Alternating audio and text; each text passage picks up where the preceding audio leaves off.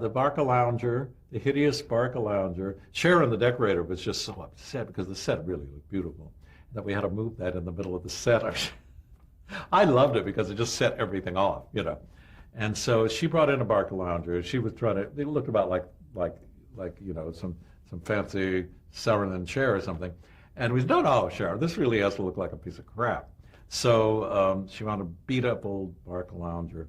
And then the fabric wasn't ugly enough, so she went out and found all these really hideous fabrics, and all of us got involved. The producer, director, were always trying these swatches, and finally we picked the ugliest one, and then we had to bring the scenic artist in to sandpaper it and paint it and age it, and finally it got to be awful enough. And then I'm sorry? But the artwork was guarded on that show? No, I think the Chihuly, Dale Chihuly's vase, we never put out. It was under lock and key, and we never put out until the day of the show when there were guards on the stage. If the set was dressed, there was a 24-hour guard always. And I think part of it's the artwork and the furnishings, and we never lost anything. But it was always, I think that's almost standard practice now in shows. Talk about Cafe Nervosa. Oh, I love Cafe Nervosa. That was before, right before the coffee shop craze hit, before Starbucks was really the presence it is today. Although we knew in Seattle they were doing coffee stuff, and there was some Starbucks here.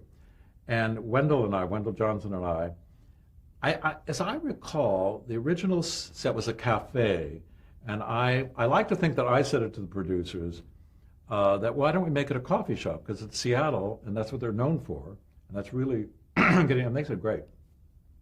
So Wendell went around town going to every coffee place and taking pictures, and Starbucks wouldn't let us take any pictures, the one Starbucks that was here.